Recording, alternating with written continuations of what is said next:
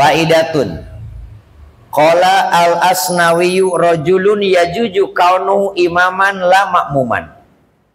Syekh Isnawi mengatakan ada laki-laki yang boleh dia menjadi imam tapi tidak boleh dia menjadi makmum.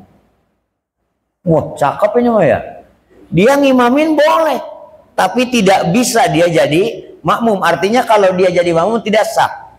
Tapi kalau dia jadi imam sah. Udah ketebak belum nih? Belum ya? Siapa itu? Al-a'ma wal asammu, yaitu orang yang buta dan tuli total.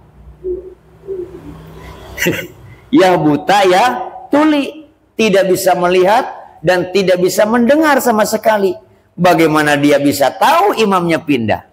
Betul. Makanya dia boleh jadi imam, boleh, tapi tidak bisa jadi makmum. Kenapa tidak bisa jadi makmum? Orang ngerti imam pindah apa ora sih?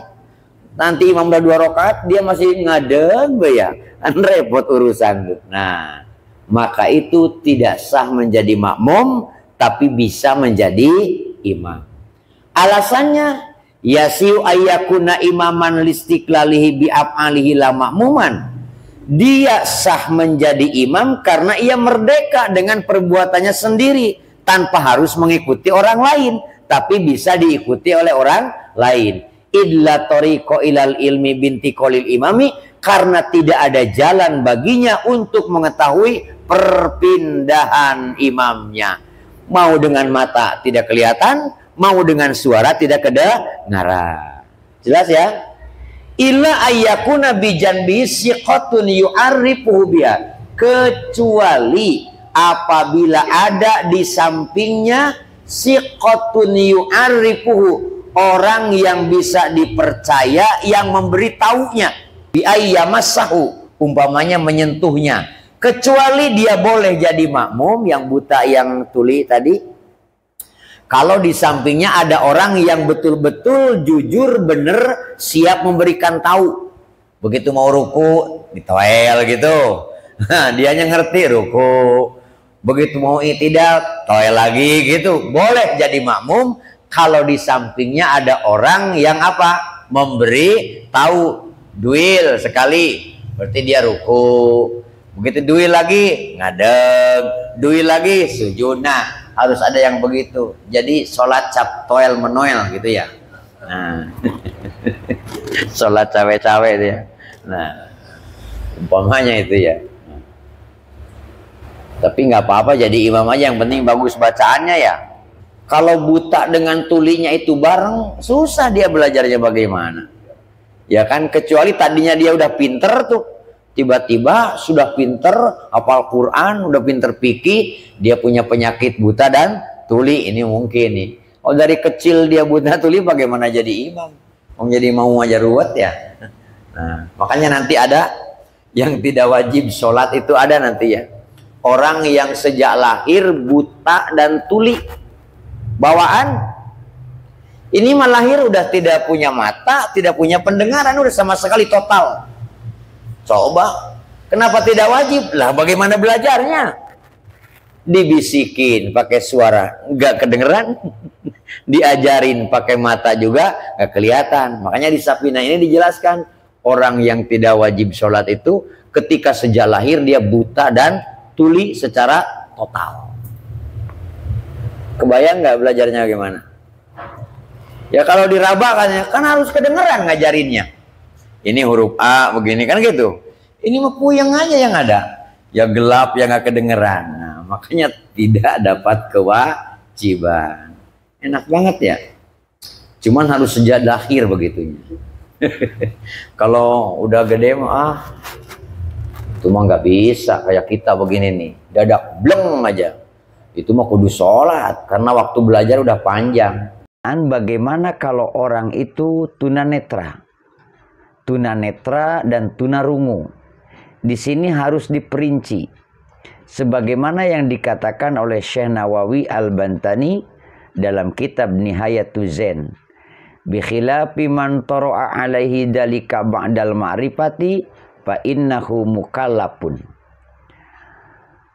Berbeda hukumnya bagi orang yang mengalami tunanetra dan tunarungu, tetapi setelah dia mengetahui hukum-hukum syara. Artinya tunanetranya dan tunarungunya itu baru-baru datangnya. Sebelumnya dia sudah mengalami belajar, sudah mengetahui hukum-hukum syara. Artinya pada awalnya dia tidak tunanetra, tidak tunarungu. Maka sesungguhnya ia adalah mukallaf. Artinya mendapat kewajiban yang sama. Hal ini juga diperkuat oleh pendapat Al-Bujairimi.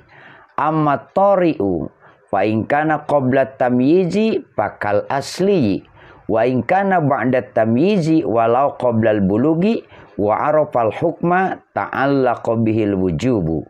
Beliau mengatakan, adapun jika kondisi tunanetra dan tunarungu itu datang setelah tamyiz, walaupun menjelang baligh dan telah mengetahui hukum permasalahan sholat, maka yang bersangkutan terkena kewajiban untuk melaksanakan sholat. Lalu bagaimana apabila kecacatan yang ia alami itu terjadi sejak lahir? Nah, ini Syekh Nawawi mengatakan dalam kitab Kasifatus Saja, fala tajibus sholatu ala man khuliqa as-samma wa a'ma walau natikon. Tidak diwajibkan sholat bagi orang yang dari lahir mengalami tunanetra sekaligus tunarungu, walaupun ia bisa berbicara.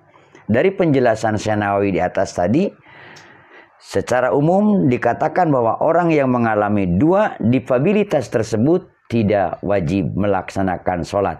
Bahkan dalam kitab Nihayatuz Zain, Syekh Nawawi mengatakan, siapa yang tumbuh dan tinggal di puncak gunung dan orang tersebut tidak tersentuh dakwah Islam karena tidak terjangkau, maka mereka tidak terkena hukum wajib.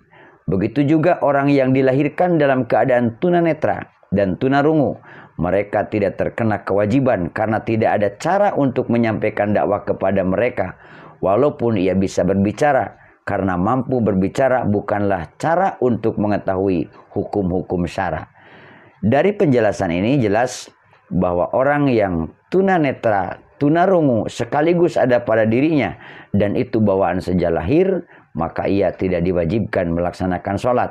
Lain hal bila tunanetra, tunarungu yang bersamaan itu setelah dia tamyiz, setelah mengetahui hukum-hukum sholat, maka ia tetap terkena kewajiban itu. Wallahu a'lam bishawab.